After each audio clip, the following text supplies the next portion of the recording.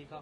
DCW की एक तरह से व्यवस्था को लेकर उन्होंने सवाल उठाया कि फंड नहीं दिए जा रहे हैं, सरकार जानबूझकर डीसीडब्ल्यू को एक तरह से काम रोकने की कोशिश कर रही है। अभी क्या हालत है, कैसे संचालित हो रहा है? पहले तो मैं आपको ये बताना चाहती हूँ कि डीसीडब्ल्यू को सरकार का, दिल्ली सरकार का डे 1 से सपोर्ट रहा है। कभी भी ऐसा नहीं हुआ कि दिल्ली सरकार ने हमें सपोर्ट नहीं किया हो, ठीक है।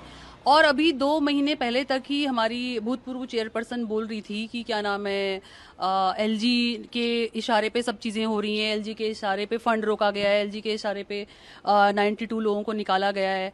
तो उसमें बिल्कुल बेबुनियाद उनका जो कल का उन्होंने लेटर लिखा है सीएम को, बिल्कुल बेबुनियाद है। डे 1 से हमें सीएम का सपोर्ट रहा है। हमारा ग्रांट, हमारा पैसा इतना सीएम की तरफ से बनाया गया, ग्राउंड लेवल पे हमने इतना काम किया है, इतने सालों में इतना काम किया है। ऐसा नहीं है कि डीसीडब्ल्यू का फंड पहली बार रोका गया है। डीसीडब्ल्यू का फंड इससे पहले भी 2016 में रोका गया है। 3 महीने तक एलजी के ऑर्डर पे हमें फंड नहीं मिला था और हम लोग फिर कोर्ट का हमने दरवाजा खटखटाया और हमें वहां से रिलीफ मिला है, ठीक है।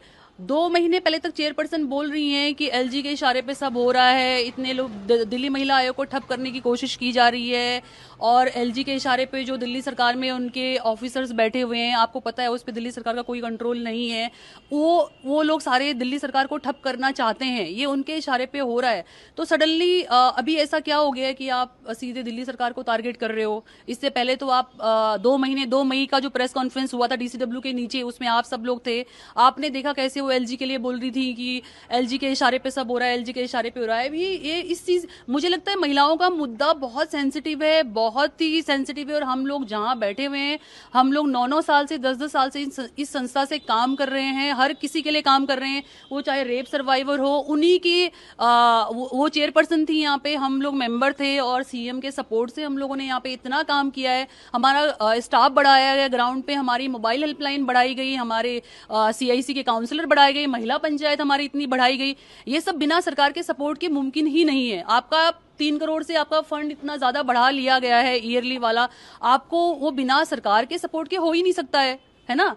तो ये सब चीजों पे अब राजनीति नहीं होनी चाहिए। बहुत सेंसिटिव मुद्दे हैं। हमारे पास एसिड सर्वाइवर काम करते हैं, हमारे पास डोमेस्टिक वायलेंस की विक्टिम है, हमारे पास कैंसर पेशेंट भी हैं जो हमारे काउंसलर हैं जो काम करते हैं महिलाओं के मुद्दे, क्योंकि ये महिलाओं का मुद्दा इतना सेंसिटिव है ना, हर कोई इससे रिलेट करता है। 181 को लेकर खासतौर पे सवाल उठाया जा रहा है कि 181 जानबूझ के बंद किया गया। 181 अगर बंद किया गया है, ठीक है, तो वो सेंट्रल गवर्नमेंट की तरफ से ऑर्डर आया है, जो हमारे मिनिस्टर ने बोला भी है कि सेंट्रल गवर्नमेंट ने के आदेश पे ये सब चीजें हो रही है। ये उनको पता है, काफी पहले से पता है कि 181 ट्रांसफर होगा, सेंट्रल गवर्नमेंट का जो नया गाइडलाइन निकला है, ठीक है। तो ये उन्हें डे 1 से पता है। तो अब इसमें सरकार को कोसने की बजाय सरकार के साथ खड़े होकर उनको एलजी से क्वेश्चन करना चाहिए, प्रधानमंत्री से करना चाहिए कि आप क्यों महिलाओं के मुद्दे पे राजनीति कर रहे हैं। इस मुद्दे को हर किसी को छोड़ना चाहिए।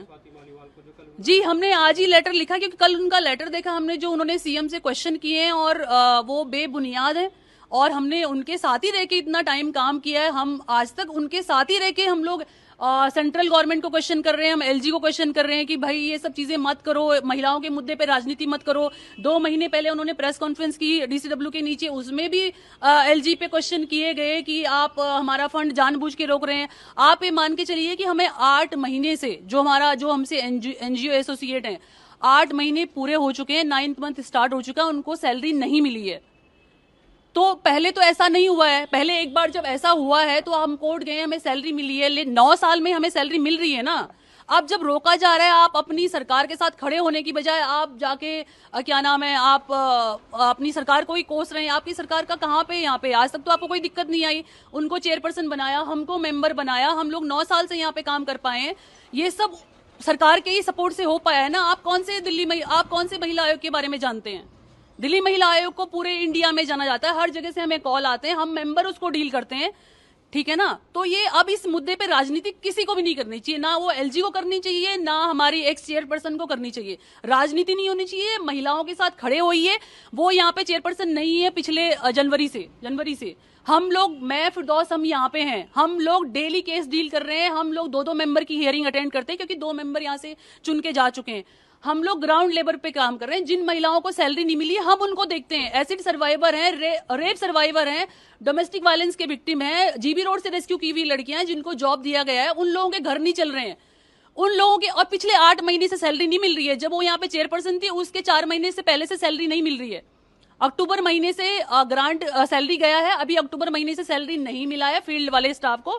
हमें 4 महीने से सैलरी नहीं मिली है। मैं डीसीडब्ल्यू की मेंबर हूं, फिरदौस खान डीसीडब्ल्यू की मेंबर है, और हमारा जितना भी डीसीडब्ल्यू का स्टाफ है, इसमें रेप सर्वाइवर भी आपने लास्ट प्रेस कॉन्फ्रेंस में देखा है, रेप सर्वाइवर हैं, इसमें क्या नाम है आपने हमारी एसिड सर्वाइवर हैं, हमारे बहुत सारे विक्टिम हैं।